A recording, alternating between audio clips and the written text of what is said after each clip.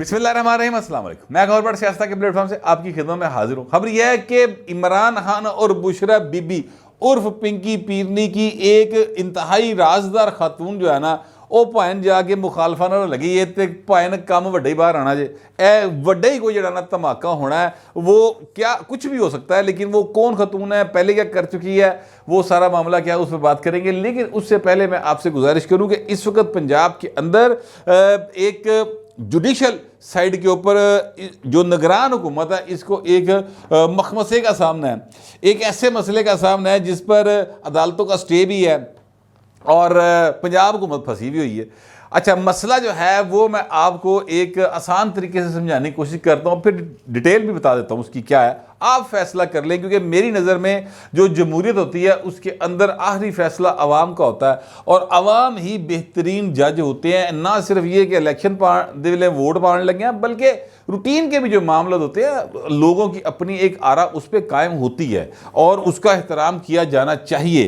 हो सकता है कि वो आरा जो है लोगों की मतलब है कि क्या कहते हैं, अकली बुनियादों के ऊपर या कानूनी बुनियादों के ऊपर इतनी अहम ना होती हो, लेकिन जो लोग हैं वो मैटर तो करते हैं ना सर। अब ये तो नहीं हो सकता कि जमहूरियत हो और उसमें बंदों को आप अहमियत ही ना दें। तो अगर नहीं देंगे तो फिर भाई जो हालात जा रहे हैं वो ताड़े सामने ने। लिहाजा हमें अगर ट्रू जमहूरियत की तरफ जाना है तो फिर लोगों को, आवाम को अहमियत देना पड़ेगी।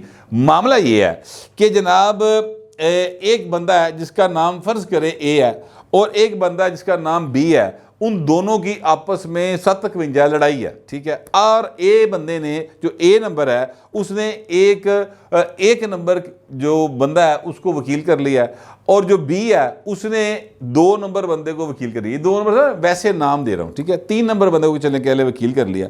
अब जो जज साहब हैं वो कह रहे हैं ए नंबर को कि नहीं भाई, तू भी 2 नंबर बंदा ही वकील कर, तू भी उसी को वकील कर जिसको बी ने वकील किया हुआ है। तो ये एक अजीब मामला है कि मेरे मुखालफ का वकील जो है वो मेरी तरफ से पेश होकर कैसे मेरी वकालत कर सकता है, ये एक मामला है। अब मैं इसको आपको डिटेल में समझाने की कोशिश करता हूँ।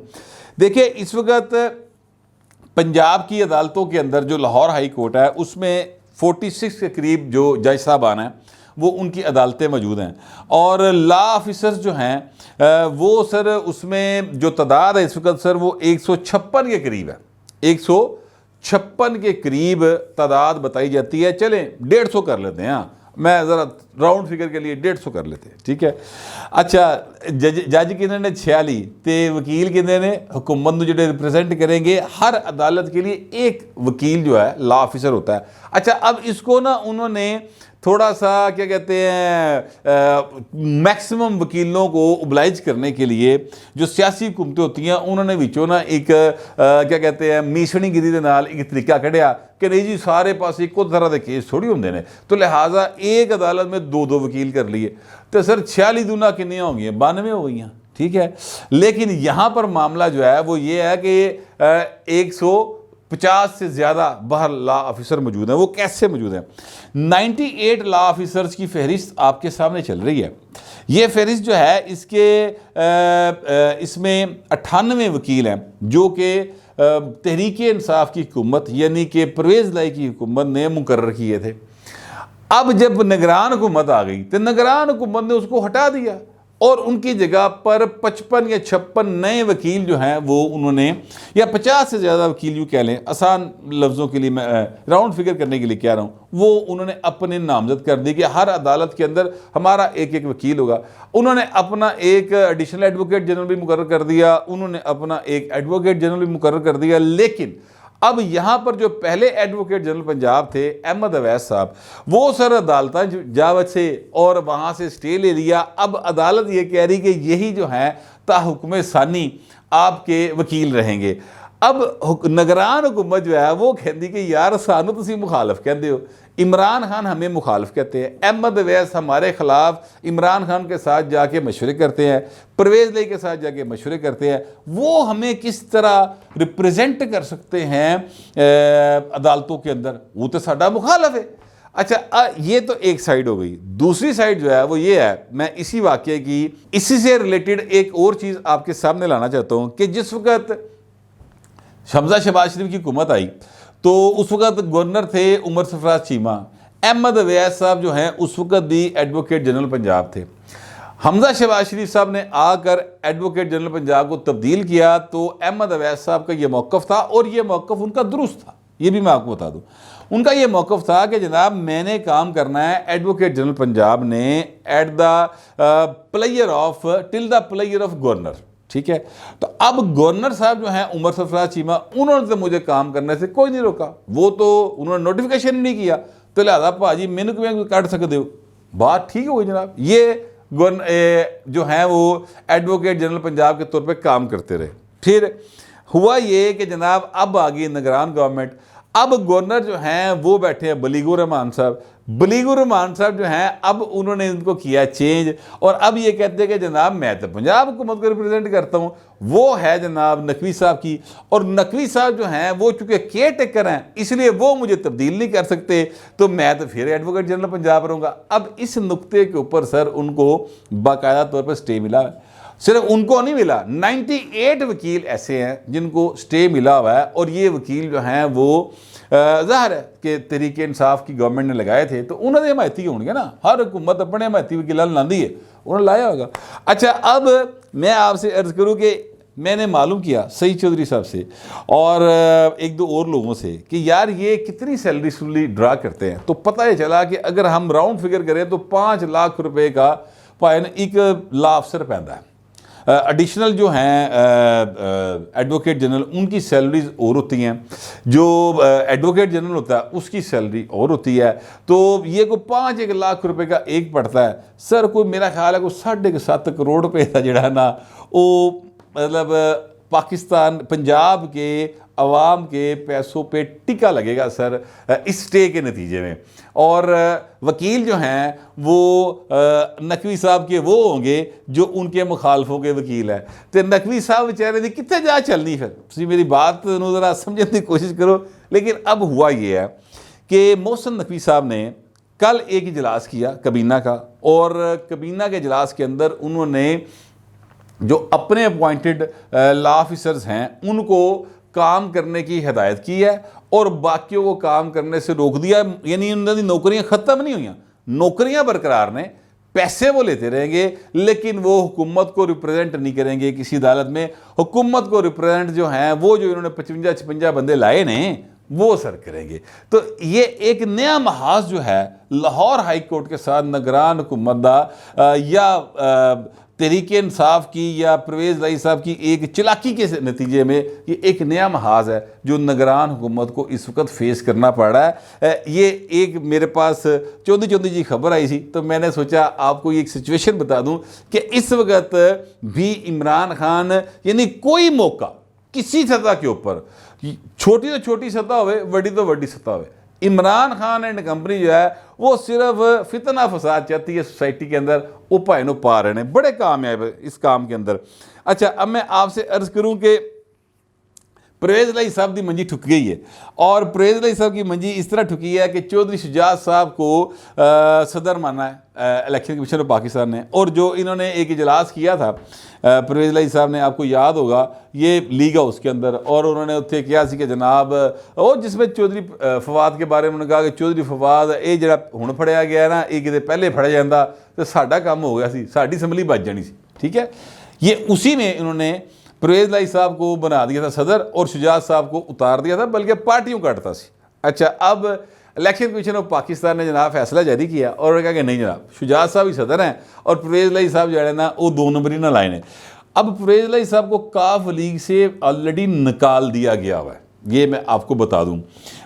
अब जब उनको निकाल दिया है, अब परवेज़ लाई साहब ने किया ये है कि उन्होंने आज अपना कैंप ऑफिस जो है वो डेविस रोड के ऊपर जो लीग हाउस है वहाँ पर कायम करने का ऐलान कर दिया है। और उसकी वजह क्या है? उसकी वजह ये है कि उनको ये ख़तरा है कि लीग हाउस जो अब ज़ाहिर है कि वो तो पाकिस्तान मुस्लिम लीग कायदे अज़म के अहदेदारी रहे, वो तो कटता उन्होंने, वो तो उत्थे नहीं बढ़ सकते सूली तौर पर। वो जो ऑफिस है वो लीग हाउस है, वो तो पाकिस्तान मुस्लिम लीग के नाम है, और पाकिस्तान मुस्लिम लीग का सदर जो है वो है शुजात हुसैन, उत्थे जाके बैठना साल लगने, तो उत्थे लिहाजा परवेज़ लाई साहब ने अपना अनाउंस कर दिया कि मैं वहाँ बैठूंगा, कहीं से वो मुझसे वो जो अरबों रुपए की जायदाद है वो ना खोई जाए, ठीक है, वो अरबों रुपए की जायदाद है बगैर किसी शुबे के, वो 5-7 अरब रुपए की जायदाद है। तो उसके ऊपर अब उन्होंने अपना कब्जा बरकरार रखने के लिए कोशिश की है। मैं आपको अभी बता रहा हूँ, आइंदा चंद रोज़ के अंदर आपको वहाँ पर डांग सोटे की इतलात आएंगी बाकायदा तौर पे, और वहाँ पर एक ऑपरेशन जो है क्लीन अप वो होता दिखाई देगा, क्योंकि जाहिर है कि शुजात सब कहेंगे भाई है घुस बैठी है इनू कड्डो इथों, तो एक नया मामला आपके मतलब नज़रों के आगे वो आएगा। मेरी ये प्रेडिक्शन है, मुझे लग रहा है कि मामला उस तरफ जा रहा है। अब मैं आपसे अर्ज़ करूँ कि जो तीसरी खबर जो आपको देने लगा हूँ, वो तीसरी खबर वो है जिसमें यूँ कह लें कि आसिफ जरदारी साहब ने ना सच्ची मुच्ची दिल जीत लिए यार। मतलब है कि मैं चूँकि समझता हूँ कि इस मुल्क के ऊपर सबसे ज़्यादा जो हक है वो शूद्रां दा भाई मजदूरों का है, और मजदूर जो हैं वो इस मुल्क का 98% है सर। अगर हम यानी उनको भी मजदूर तस्वर कर लें जो इंजीनियर्स हैं, अगर हम उनको भी मजदूर तस्वर कर लें जो भी सर्विसेज प्रोवाइड करते हैं ना, वो सारे मजदूर हैं सिवाय गवर्नमेंट सेक्टर के उन लोगों के जेड़े भाई बड़ियां बड़ियां गड्डियां जो वड्डे वड्डे तनख्वाहां दे लगे फिरते हैं, उनको छोड़ दें अगर, तो बाकी सारे सर मजदूर लोग हैं। और फिर एक मजदूर तबका है जो सच्ची मुच्ची दा मजदूर है, जिसकी मिनिमम तनख्वाह जो है वो मुकर्रर की जाती है। पाकिस्तान पीपल्स पार्टी को ये एजाज़ हासिल है कि मजदूर की कम अज़ कम उजरत जो है वो मुकर्रर करने का कानून जो है वो पीपल्स पार्टी ने मुतारफ़ करवाया था भुट्टो साहब ने। उसके बाद ये काम जो है वो चलता चला आ रहा है। इस वक्त भी सिंध में मिनिमम वेज सबसे ज़्यादा जो पाकिस्तान के अंदर है वो सिंध के अंदर है, और वो 25,000 रुपये है, जिस पर इमरान खान को बड़ी तकलीफ हुई सी और इमरान खान ने चीका मारियाँ सन। ये गए थे वहाँ पर कराची, और कराची जाके इनकी मुलाकात जो उत्थों के वडेरे वडूरे ना पीर भगाड़ा तो इस तरह के लोग, इन्होंने जनाब उत्थों के इंडस्ट्रीलिस्ट बुलाए और उनके साथ मुलाकातें कराई। अब जो सरमायादार होता है उत्ते कहता भाई माड़े का मैं खून चूस लवां, उन्होंने टगा ना देवां, और ये अप्रोच होती है उनकी। वहाँ पर उन्होंने इमरान खान प्राइम मिनिस्टर थे, उनसे कहा कि जनाब ये देखिए बड़ा जुल्म हो रहा है हजूर यहाँ पर, और ये तो 25,000 रुपये तनख्वाह रख दी। इमरान खान ने कहा कि नहीं ये तो रख ही नहीं सकते, ये तो मुराद अली शाह तो वो हरकतें कर रहा है, जो फिर बोल सकता था वो बोला। अक्ल से पैदल आदमी है। बहरहाल अब नतीजा ये निकला कि जनाब जिस वक्त वो मिलमिला के चले गए तो मुराद अली शाह जड़ा ना वो सीधा हो गया। उन्हें कहा भाई जहाँ पर 25,000 मजदूर को सैलरी नहीं मिलेगी वो फैक्ट्री बंद होएगी, भाई वो बंदा गिरफ्तार होगा मालक, तो फिर जो लित्र बोला होएगा वो लैदा होएगा, तो फैक्ट्री के हर शह मजदूर का ना कर देंगे फड़ के। सर तुक सीधे हो गए सारे, और 25,000 रुपये मजदूर को सैलरी मिनिमम वहाँ पर वेज मिल रही है। अब आसिफ जरदारी साहब ने कहा कि यार महंगाई होगी पाइन अखीर थे, लिहाजा अब 25,000 में गुजारा नहीं होता, मिनिमम तनख्वाह रखी जाए 35,000 रुपये, कम अज़ कम तनख्वाह 35,000 रुपये। मैं आपसे अर्ज़ करूँ कि ये जरदारी साहब का वो इक़दाम है जिसने गरीबों के दिल में ना जरदारी साहब के लिए मोहब्बत पैदा की है, और ये अगर इम्प्लीमेंट हो गया तो दुआमा ज़ाहिर है जरदारी साहब को टक्कर मिलनियाँ या बाकी लोगों को मिलेंगी जो ये काम करेंगे। लेकिन एक फ़र्ज़ आपको और मेरा भी बनता है, और वो ये बनता है कि अपने घरों में, अपने जो आप इर्द गिर्द दफातर देख रहे हैं, आप किसी को हाकरूब को देखते हो वो सड़क साफ़ कर रहा हो, आप किसी मज़दूर को देखते हो जो दिहाड़ी लगा रहा हो, इटा ढो रहा है बेचारा, या कोई भी आपको ठेले वाला नज़र आ रहा हो, कोई फैक्ट्री में जाएं वहाँ पर आप काम करते लोग देखें, आप किसी ये जो हैं गार्ड्स इनके आप देखिए तो आप ज़रूर पूछें कि कितनी सैलरी है आपकी।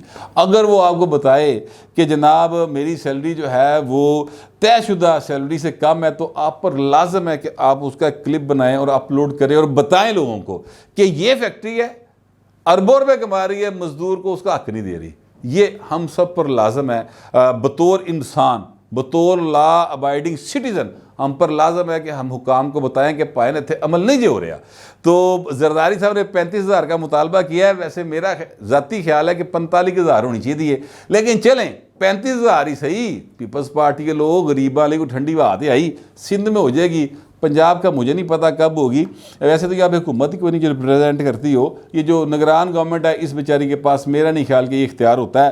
अगर होता है तो वो कर देगा इम्प्लीमेंट मोहसिन नकवी साहब, लेकिन अगर वो नहीं है तो फेडरल गवर्नमेंट के पास तो है ना, तो उनको कम अज़ कम जो सैलरी है वो 35,000 रुपये तो ज़रूर करनी चाहिए। जरदारी साहब ने भाई दिल जितया, तो मैंने कहा यार इन्नियां बुराइयां असीं करने सारे जने बैठ के, एक सियासतदान ने चंगा काम किया था, वो जो दसना चीज़ है ना, अब मैं आपको बताने लगा वो बात जो सुनने के लिए अभी तक आप बैठे हुए, और वो बात ये है कि एक बुशरा बीबी और इमरान खान के दरमियान जो इश्क पेचा है या जो उनके आपसी ताल्लुकात है, और इमरान खान किड्डा बुढ़ी थले लगा हुआ है, ये मामला जिस खतून ने सबसे पहले ब्रेक किया था ना, और वो खतून जो हैं उसकी ऑडियो लीक हुई थी।